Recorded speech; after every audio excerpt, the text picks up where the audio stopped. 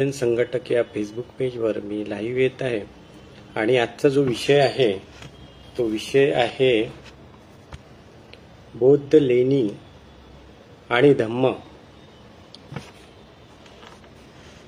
यांचा काय संबंध आहे आणि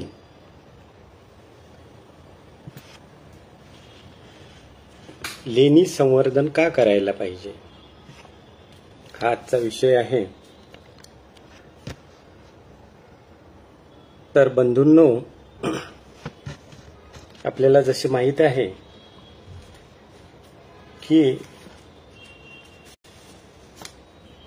आताच आपण आषाढ पौर्णिमा फार उत्साहात साजरी केली आणि त्या आषाढ पौर्णिमेला तथागत बुद्धांनी जे धम्मचक्र प्रवर्तन केलेलं आहे त्या धम्मचक्र प्रवर्तनात संबंधी आपण विहारामध्ये या संबंधात माहिती ऐकलेली असेलच। तर हे जे प्रथम धम्मचक्र प्रवर्तन तथागत बुद्धांनी केलं आणि त्यांना जे सम्यक संबोधी प्राप्त झाली होती ते सम्यक ज्ञान तथागत बुद्धांनी प्रथमतः 5 परिव्राजकांना दिलेलं होतं, जे त्यांच्यासोबत कधी काळी साधना करत होते, जे तथागतांनी धम्मोपदेश या 5 परिव्राजकांना केलेला आहे।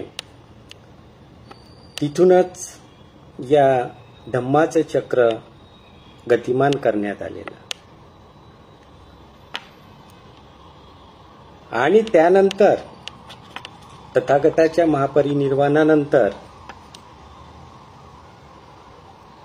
सम्राट अशोकाने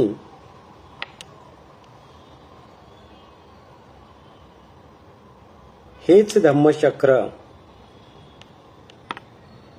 दुसऱ्यांदा गतिमान केलेलं, कारण तथागताच्या महापरिनिर्वाणानंतर बऱ्याच काळ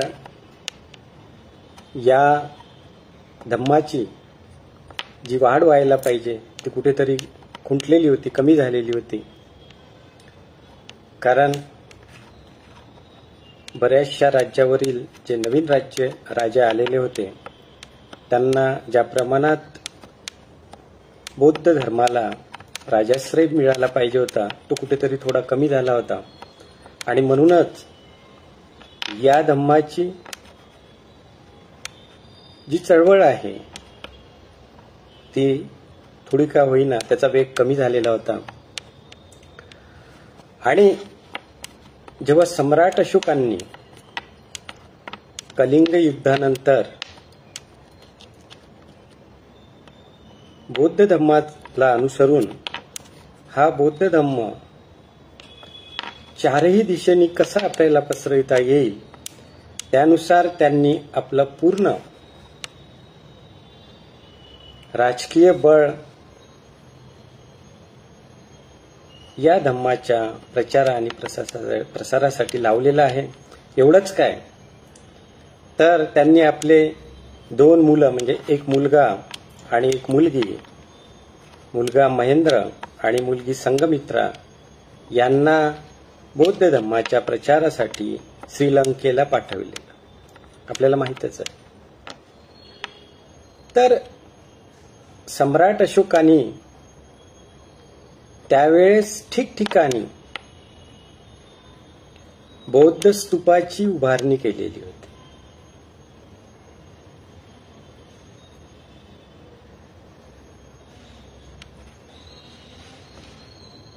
आणि बौद्ध चैत्य, बौद्ध विहारे याची निर्मिती केलेली होती।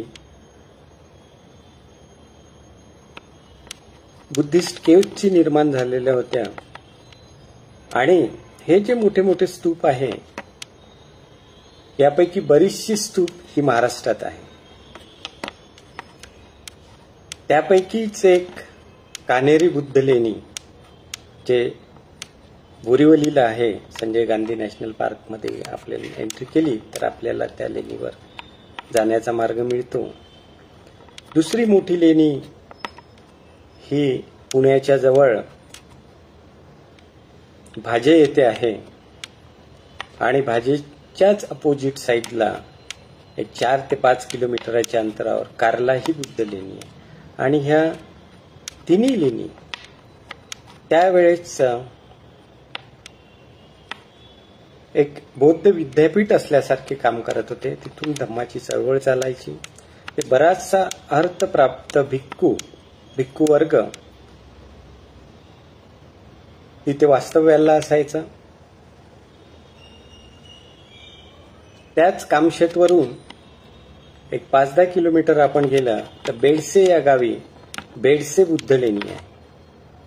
आणि ह्या ज्या 4ही लेण्या तुम्हाला सांगितलेल्या ह्या पुण्याच्या आजूबाजूला आहे.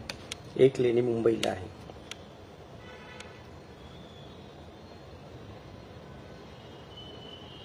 तर या ज्या बुद्ध लेणी आहे या लेणी स्थापनेमागचा त्या कोरण्याचा काय उद्देश होता? कारण ज्या ज्या लोकांनी या बुद्ध लेणीला भेटी दिलेल्या असेल त्यांना तिथली जी शिल्पकला आहे ती पाहून ते नक्कीच थक्क झालेले असणार. बाकी महाराष्ट्रामध्ये इतरही बौद्ध लेणी आहे ज्या प्रसिद्ध आहे. त्यापैकी अजंठा वेरूळची जगप्रसिद्ध लेणी आपल्या सगळ्यांच्या परिचयाची आहे. सोबतच जुन्नरला जो मोठा लेणीचा समूह आहे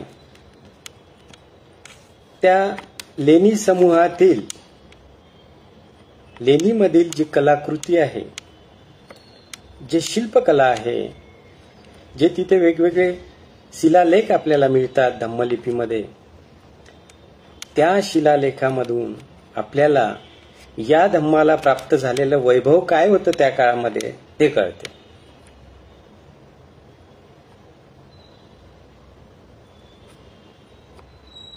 तर महाराष्ट्राच्या अशा विविध कानाकोपऱ्यामध्ये, भारतामध्ये पूर्ण देशामध्ये वेगवेगळ्या ठिकाणी आपण आपल्या राज्याचा महाराष्ट्राचा विचार केला तर महाराष्ट्रामध्येच भरपूरशा लेण्या वेगवेगळ्या विभागात आढळतात. मग तो बुलढाण्याचा भाग असो, नागपूर जवळ असलेलं जे मंचर आहे तिथलं मोठं बौद्ध विश्वविद्यापीठ होतं. आजही तिथे खनन चालू आहे, संशोधन चालू आहे आर्किओलॉजिकल सर्वे ऑफ इंडियाचं.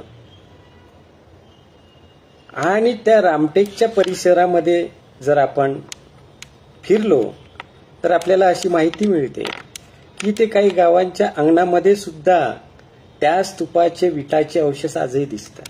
तो स्तूप तर आहेच, अर्धा जमिनीमध्ये गाडलेला आहे, भव्य स्तूप आहे.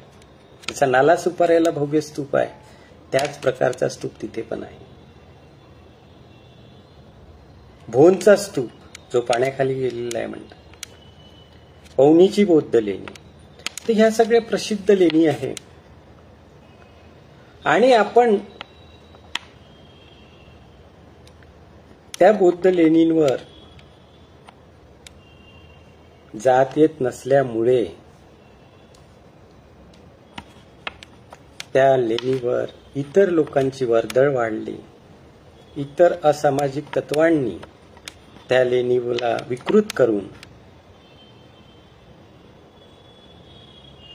तिथे वेगवेगळ्या काल्पनिक देवी देवतांची स्थापना केली. कुठे कुठे तर स्तूपाला शिवलिंग बनवण्यात आलेलं आहे.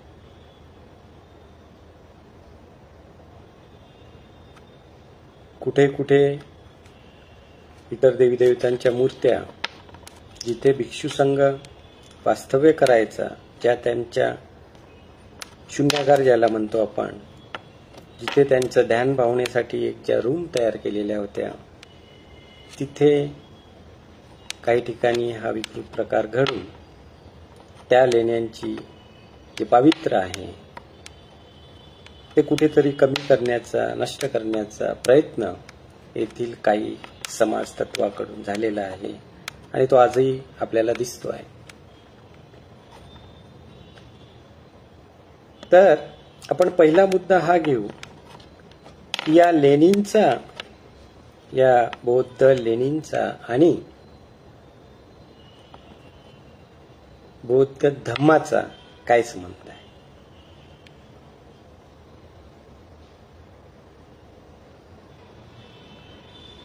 या लेणींवर किंवा या लेणी ज्या लोकांनी कोरलेल्या आहे त्या बऱ्याचशा लेणीमध्ये हे काम भिक्खू संघाच्या मार्गदर्शनाखाली होत होतं.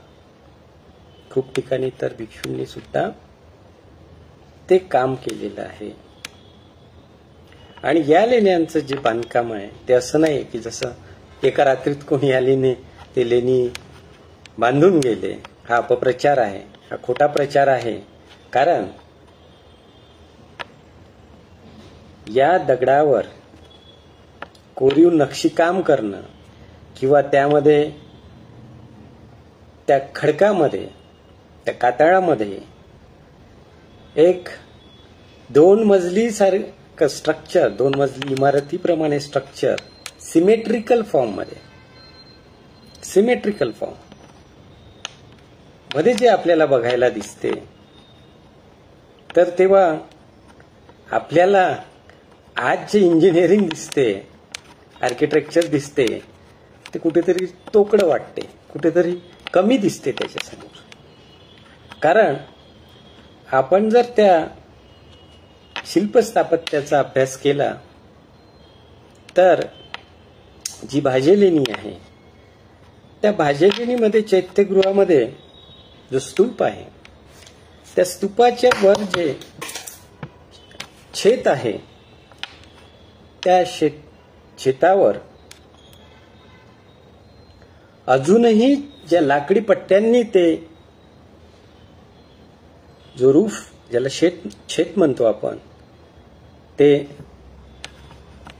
तिथे बांधकाम करण्यात आलं. त्या लाकडी पट्ट्याच्या सपोर्टनी की तिथे हा जो इको साऊंड निर्माण होतो लेणीमध्ये, त्या चैत्यगृहामध्ये, त्याचं प्रमाण कमी व्हावं. आणि तिथे जेव्हा जेव्हा भिक्षू संघ मेडिटेशन करतो किंवा अर्हतप्राप्त भिक्षू तिथे धम्मदेशना करतो, तो आवाज इको होऊ नये म्हणून त्या पट्ट्या लावलेल्या आहे. तर त्या पट्ट्या 2200 वर्षापूर्वीचं लाकूड आजही जसं आहे तसंच आहे. किती? 2200 वर्षापूर्वीचं ते लाकूड ज्या स्थितीत आहे त्या स्थितीत आहे. तिथले बांधकाम, तिथले विहार, चैत्य, काही भागाची जरी नैसर्गिकरित्या पडझड झाली असेल पावसामुळे, उन्हामुळे, तरी बराचसा भाग जसंच्या तसा आहे. आणि या लेणी कोरण्यामागचा काय उद्देश होता? या लेणी कोरण्यामागचा उद्देश हा त्यावेळेस हे जे तत्वज्ञान आहे, हा तत्वज्ञान सांगणारा जो भिक्षू संघ आहे, त्या भिक्षू संघाचं वास्तव्याचं ठिकाण, त्या मार्गाने व्यापार करणाऱ्या व्यापाऱ्यांना सुद्धा या लेणीचा उपयोग वास्तव्यासाठी होत होता. जुन्नर नालासोपाराचा जो हा भाग आहे, हा इतिहासकालीन व्यापार मार्ग म्हणून ओळखला जातो. तर त्या व्यापार मार्गांनी जे जे मोठे मोठे व्यापारी आपला व्यापार करायचे, त्या लोकांनी त्या लेणीचं बांधकाम करण्यासाठी भरपूर मदत केलेली आहे. आणि जुन्नरला किंवा इतर ठिकाणचे जर शिलालेख आपण वाचले तर त्या प्रतिष्ठित व्यापाऱ्यांची तिथे नावं लिहिलेली, कोरलेली आहे आजही. आणि त्यांनी कोणाच्या प्रित्यर्थ त्या लेण्याचं दान केलेलं आहे ते पण तिथे अजूनही तुम्हाला वाचायला मिळते. बघा किती दूरदृष्टीपणा आहे, की ज्या गोष्टी 2200 वर्षापूर्वी 2000 वर्षापूर्वी कोरण्यात आलेल्या आहे, त्या कोरण्यामागचा दूरदृष्टीपणा जो आहे तो आपल्याला तिथे बघायला मिळतो की का कोरल्या असे. ही तर तेव्हाची गरज होती. पण सम्राट अशोकाला हे माहिती होतं की येणाऱ्या काळामध्ये कधीतरी या धम्माला, या तत्वज्ञानाला काउंटर करणारे कुठली अशा शक्ती उदयास येऊन हा धर्म, ही लोक नामोशेष करेल. त्यामुळे सम्राट अशोकांचा जो दूरदृष्टीपणा होता, त्यांनी मोठे मोठे स्तूप उभे केले.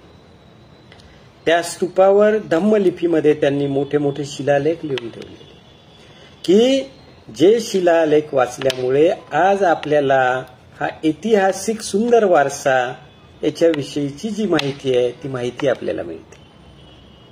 नाहीतर ती माहिती मिळाली नसती, कारण ती लिपी वाचण्याची सोय इथे उपलब्ध नव्हती. आणि त्या लिपीला डिकोड करता येत नसल्यामुळे इथला जो प्रस्थापित समाज आहे, त्या प्रस्थापित लोकांनी त्याचे चुकीचे अर्थ लावून लोकांमध्ये अपप्रचार केलेला. वेगवेगळ्या स्टोऱ्या त्याच्या मागे लागल्या, त्याला वेगवेगळे नाव दिले. जो धम्मेक स्तूप आहे त्याला भीमाची काठी म्हणायला लागले, लाठी काठी असं वाटेल ते नावं ते द्यायला लागलं. नाशिकच्या एवढ्या सुंदर लेणीला, त्याला त्रिरेशमी लेणी म्हणतो, त्या लेणीला तर पांडव लेणी म्हणून तिथे नाव करून आर्किओलॉजीने बोर्ड लावला. आता पुष्कळ वेळा प्रश्न असा पडतो, आणि त्याच्या मागे ज्या समाजामध्ये अपप्रचार करणाऱ्या कथाची निर्मिती या लोकांनी केली, त्यामध्ये ते असे म्हणतात की पांडव आले, एका रात्रीत त्यांनी लेणी उभारली. आता ज्याला कोणाला थोडंही बांधकामाविषयी नॉलेज आहे, माहिती आहे, तो शिक्षित आहे, त्याच्या डोक्यात ही गोष्ट कशी काय जाईल? एका रात्री, तेही कडक दगडावर तुम्ही हे शिल्पकला करतात आहे, काय हे शक्य आहे? कुठलीही स्ट्रक्चर असताना तुम्हाला बघण्यात येते नाही.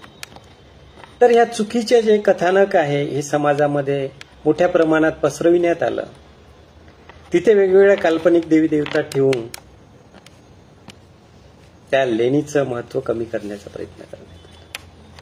जे तिथलं मूळ तत्वज्ञान होतं, त्या तत्वज्ञानाला तडा देण्यासाठी या विकृत मानसिकतेच्या लोकांनी तिथे चुकीच्या पद्धतीने त्या लेण्यांना विकृत करणं सुरू केलेलं. जिथे तथागत बुद्धांनी अहिंसेचा मार्ग दाखवलेला, ज्या बुद्ध लेणीवर कारल्याच्या बुद्धाच्या शिल्पकृती तिथे दिसतात, म्हणजे तिथे तुम्हाला कुठेही डाऊट नाही ही बुद्ध लेणी आहे की नाही आहे. तिथे बुद्धाचे मोठे मोठे शिल्प कोरलेले आहे, बुद्धाचे प्रतीक आहे, चैत्यगृह आहे मोठं. आणि स्तूप नावाची ही संकल्पना फक्त आणि फक्त बौद्ध संस्कृतीमध्ये आहे. इतर कुठल्याही धर्मामध्ये स्तूप हा प्रकार नाही. स्तूपाला पाली भाषेमध्ये थूप म्हटल्या जाते, त्याचाच नंतर कालांतराने अपभ्रंश होऊन स्तूप हा शब्द निर्माण. आता हा जो स्तूप आहे, तुम्हाला जिथे जिथे हे स्तूप दिसेल तिथे तिथे बौद्ध संस्कृती नांदत होती. कारण बौद्ध लेण्यांची निर्मिती जर बघितली तर ही कुठल्या 5-10 वर्षात होणारं काम नव्हतं, तर त्याला 100, 150, कधी कधी तर 200 वर्षाचा पण कालावधी जात होता. काही काही लेण्या टप्प्याटप्प्यांनी पूर्ण करण्यात आल्या वेगवेगळ्या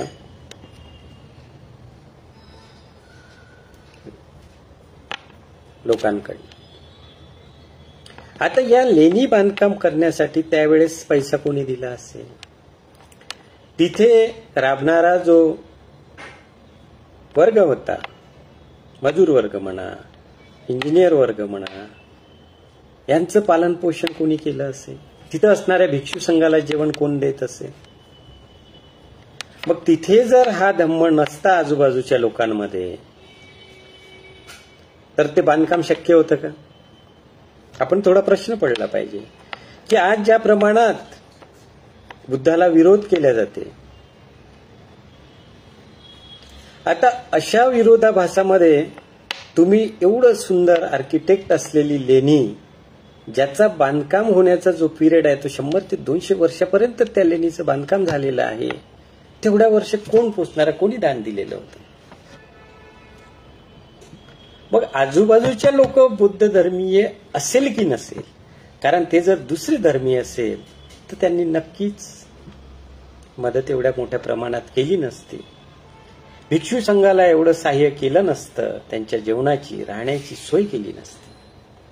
तर त्याच्यामुळे नैसर्गिकरित्या कोणालाही हा प्रश्न पडायला पाहिजे की याला जर आपण पांडव लेणी म्हणतो आहे, तर ज्या पांडवांचा ज्या कथेसोबत संबंध आहे तिथे एकही दिसत नाही, आणि इथे बुद्ध कसा?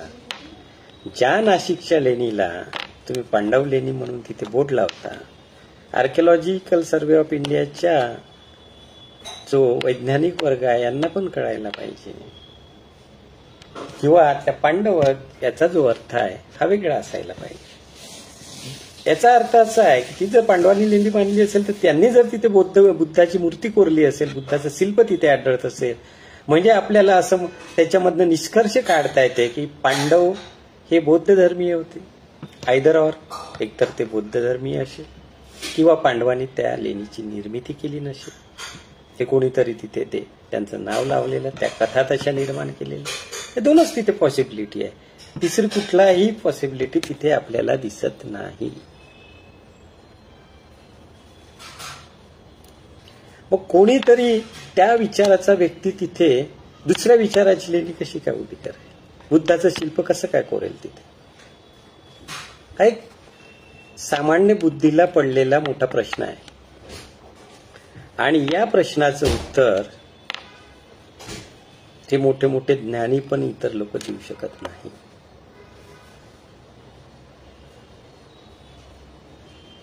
तर या ज्या भाकड कथा तिथे रचल्या गेलेल्या आहे, तर जेव्हा अभ्यासू वर्ग हा त्या लेण्यांमध्ये अभ्यासासाठी पोहोचतो आणि तिथले शिलालेख ज्या धम्मलिपीमध्ये लिहिलेले आहे त्याचं जेव्हा आपण वाचन करतो, त्या वाचनामध्ये सगळ्या गोष्टी तिथे लिहून ठेवलेल्या आहे. हे कोणी दान केलेलं आहे, कधी केलेलं आहे, कोणाच्या प्रित्यर्थ केलेलं आहे, आणि कोणाच्या स्मृती प्रित्यर्थ दान करण्याची पद्धत जी आहे ते बौद्धकालीन आहे. बुद्ध संस्कृतीचा तो अविभाज्य घटक आहे. ज्या शिष्यांना आपल्या धर्मगुरूविषयी आस्था होती, एक रिस्पेक्ट होता, आदर होता, त्या अर्थप्राप्त भिक्षूंचा जेव्हा महापरिनिर्वाण व्हायचं तेव्हा त्या भिक्षूच्या स्मृती प्रित्यर्थ तिथे एक स्तूप उभारला जायचा. त्या स्तूपाचं स्ट्रक्चर जे आहे, त्या स्तूपाच्या वरच्या बाजूला छत्रावली असायची, आणि तिथे जी एक पेटी ठेवल्या जायचं, जसा पेटीचा आकार असायचा, त्यामध्ये त्या बौद्ध भिक्षूचे कुठला तरी एक शारीरिक अवयव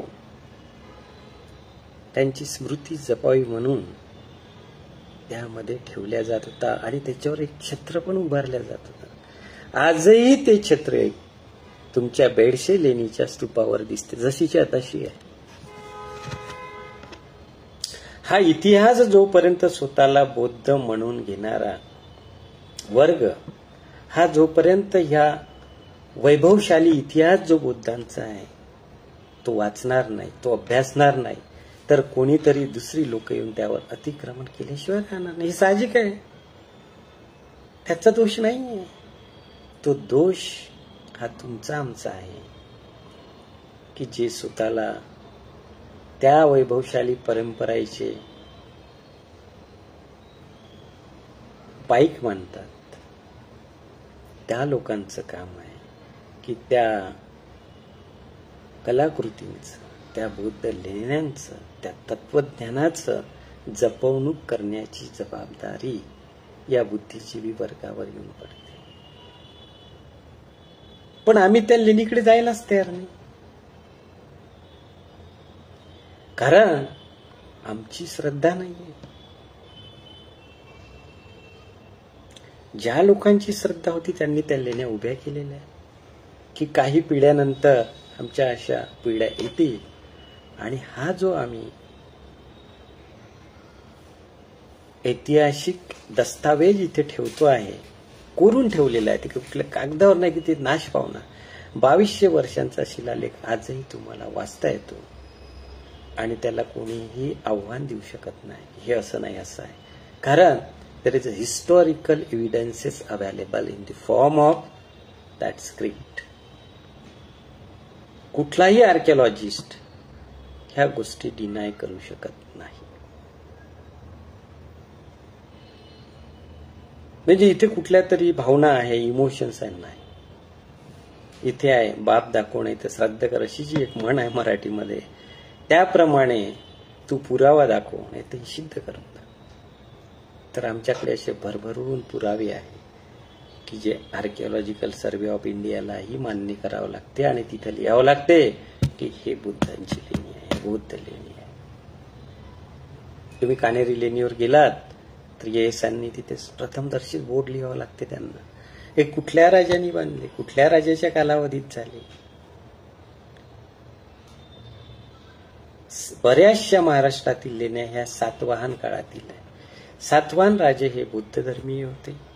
ते सम्राट अशोकाचे मांडलिक राजे म्हणून काम करत होते. जेव्हा मौर्य डायनेस्टी संपली आणि शुंग डायनेस्टी चालू झाली, पण महाराष्ट्र आणि साऊथवरचे राज्य करणारे राजे होते ते कुठेतरी आधीच्या काळात सम्राट अशोकाची मौर्य डायनेस्टीचे ते आश्रित राजे होते, मांडलिक राजे होते. त्याच्यामुळे सम्राट अशोकाने जे जे उपक्रम राबवायला दिले ते मोठ्या विश्वासाने वेगवेगळ्या विभागातील राजे ते अंमलात आणत होते. आणि त्याचाच भाग म्हणून इथल्या सातवाहन राजांनी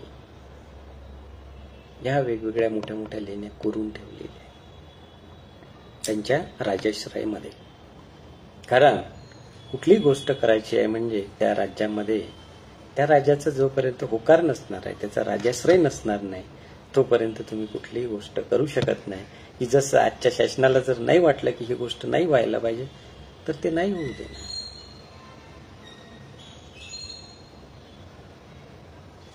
तर इथला जो जागृत वर्ग आहे, जो स्वतःला बुद्धिस्ट समजतो, त्या लोकांनी या लेणीचं वैभव परत प्राप्त मिळवून देण्यासाठी आपापल्या परीने प्रयत्न करायला. कारण ह्या नुसते एक स्ट्रक्चर नसून हे कुठली फक्त कलाकृती नसून हे 2500 वर्षापूर्वी जे धम्मचक्र प्रवर्तन झालेलं आहे, जे धम्मचक्र गतिमान करण्यात आलेलं आहे, त्या धम्मचक्राला जी जी जी गती आहे त्या गती देण्याकरिताच या लेण्याची निर्मिती झाली. महत्व कळलं लेणीचं. या लेणीची निर्मिती का करण्यात आली आणि जी शंका सम्राट अशोकाच्या मनामध्ये होती ती खरी झालेली. इथल्या लेण्या जमिनीमध्ये गाडण्यात आलेल्या, इथल्या लेण्या स्तूप अजूनही बऱ्याचशा लेण्या जमिनीमध्ये गाडल्या गेलेल्या आहे. त्याच्यावर संशोधन झालेलं नाही.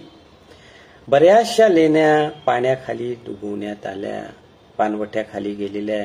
जसा भोनचा स्तूप त्या तळ्यामध्ये टाकलेला, त्याच्यासाठी आंदोलन केलेलं आहे, सगळ्यांना माहिती आहे. मोठे मोठे विद्यापीठ होते, कानेरी लेणी, भाजे लेणी. कानेरी लेणीचं ते एक मोठा कक्ष आहे विद्यार्थ्यासाठी, म्हणजे भिक्षू संघासाठी प्रवचन ऐकण्यासाठी. धम्मदेश नाही, कमीत कमी 500 भिक्षू तिथे बसू शकतात. एवढा मोठा हॉल आहे, प्रचंड मोठा हॉल आहे. तुम्ही जाऊन बघा, अख्खा दिवस तुम्हाला ती लेणी बघायला जाते, अख्खा दिवस.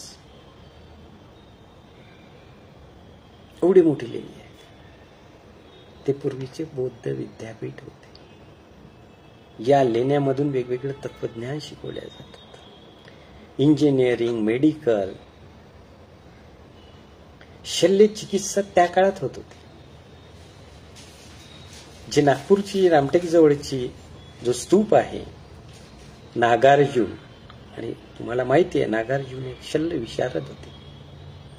आजही त्या स्तूपावर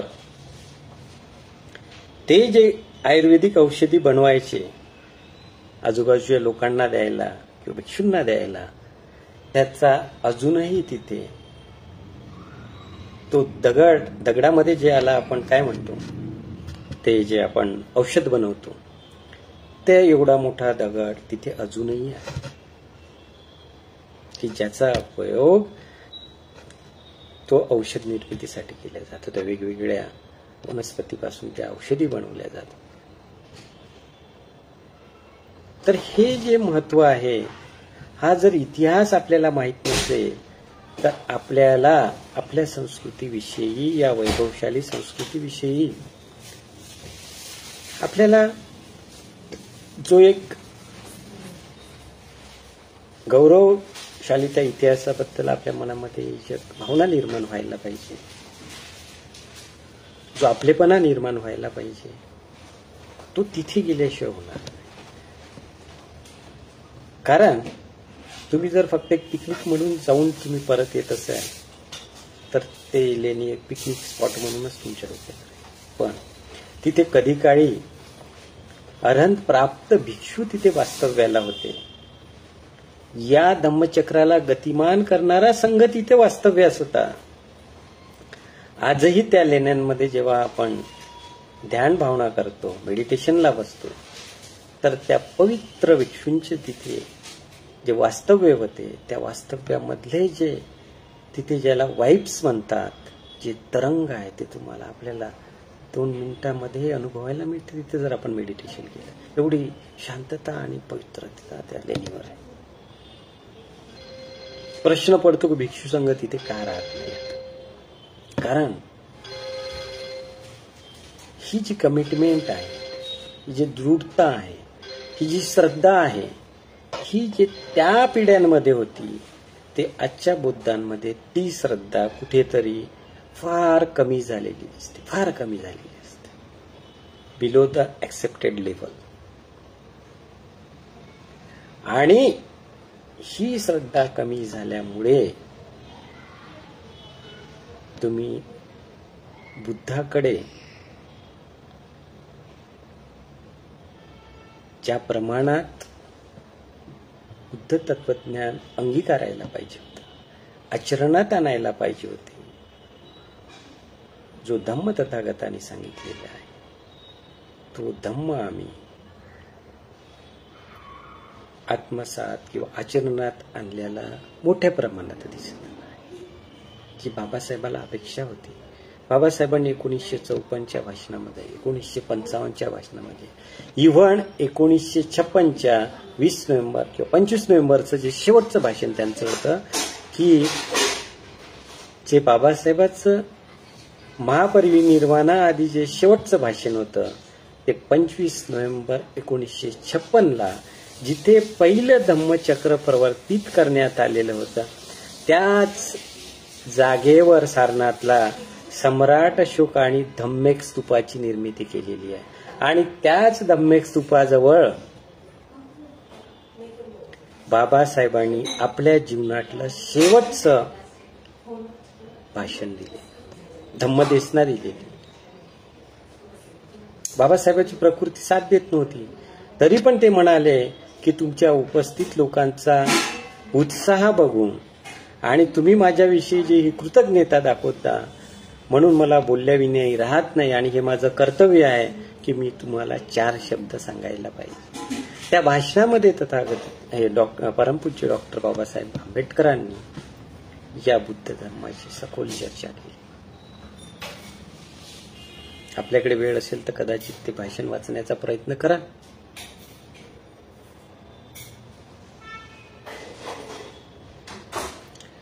हा आहे इथे लेणीचा इतिहास.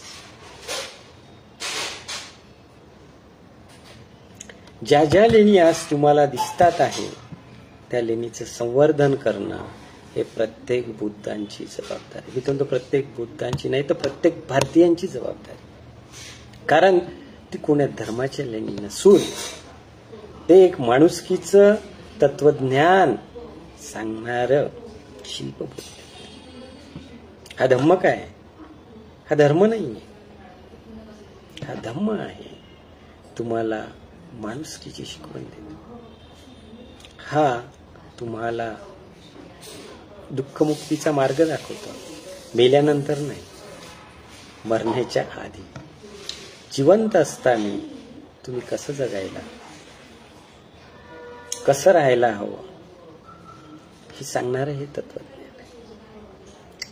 जिवंतपणे निब्बाण प्राप्त करून घेणारं हे तत्वज्ञान आहे. इथे मेल्यानंतरच्या गोष्टीला काही किंमत उरत नाही. कारण त्या गोष्टी तुम्ही बघू शकत नाही, आम्ही बघू शकत नाही. हे सगळं भाकड कथा रचल्या गेलेले आहे.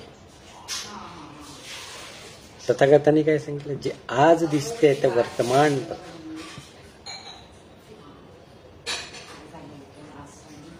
आणि तुमचा हा वर्तमान कसा कल्याणकारी बनवता येईल आणि कुठल्या मार्गाने होईल तो मार्ग तथागतांनी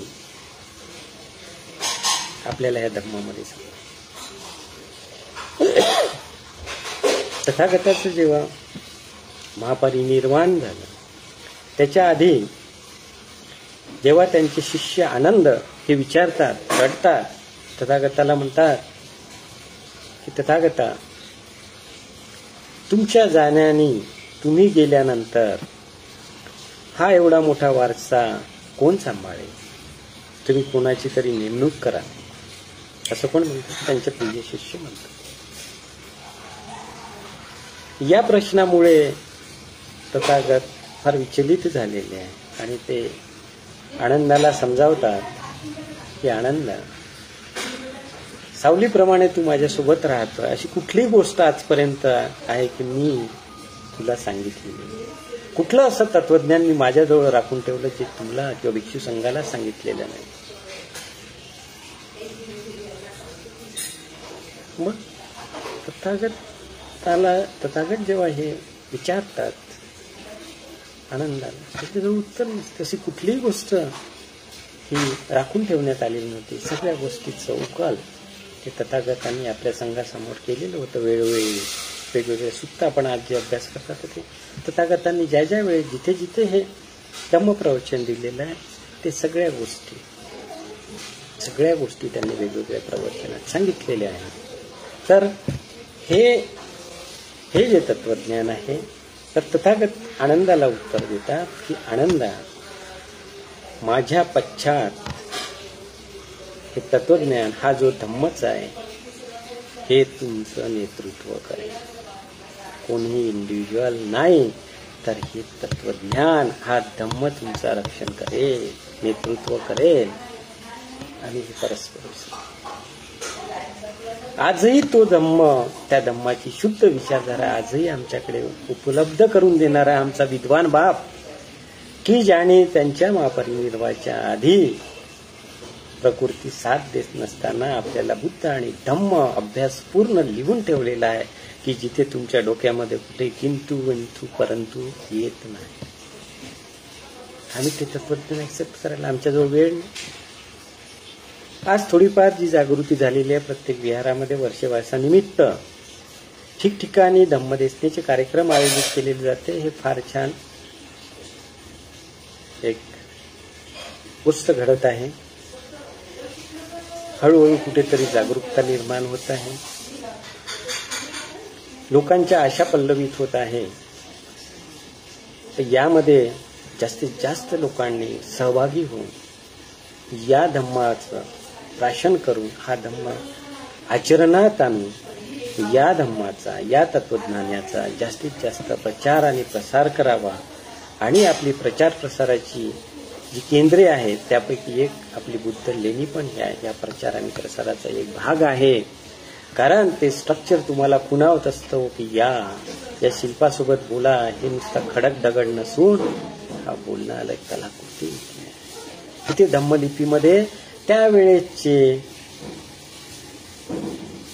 काय लोक परंपरा होती, त्यावेळेचे लोक काय वेशभूषा करत होते, काय केशभूषा करत होते, काय अलंकार परिधान करत होते, काय संस्कृती होते, हे इत्तमभूत गोष्टी लेण्यांवर कोरल्या गेलेल्या आहे ना. आजही त्या तुम्हाला बघता येते, त्या तुम्हाला अजूनही बघता येते. म्हणून माझं असं आव्हान आहे प्रत्येक बुद्धिस्ट व्यक्तीला, जे स्वतःला बुद्धिस्ट समजत असेल, नुसतं तुम्ही नावापुरते जर बुद्ध असाल तर अजूनही वेळ गेलेला नाही. तत्वज्ञान वाचा, या संघामध्ये सामील व्हा आणि एक सांघिक शक्तीचं प्रदर्शन करून हे जे मौलिक अत्यंत महत्वाचं किमती जे हे बुद्ध रत्न आहे, बुद्ध धम्म, या तत्वज्ञानातून एक मोठा संघाची निर्मिती करून बाबासाहेबांनी जे स्वप्न बघितलेलं होतं, ते स्वप्न आपण सर्व बौद्धजन, बुद्ध म्हणजे काय, जागृत लोक, बुद्धिवान लोक, ज्ञानी लोक. तुम्ही फक्त नावापुढे बौद्ध लिहिल्याने तुम्ही बौद्ध होत नाही, तर तुम्ही त्या ज्ञानाचं आचरण करत असाल तर तुम्ही बौद्ध आहे. अशा बौद्ध लोकांना, अशा बुद्धिवान लोकांना मी विनंती करतो की या पवित्र जो वर्षवासाचा महिना चालू झालेला आहे, यामध्ये आपण प्रत्येकाने असा संकल्प करूया की मी आजपासून जेवढं माझ्या परीने शक्य आहे जास्तीत जास्त प्रमाणात शिलाचरण करेल. काय करेल? शिलाचरण करेल.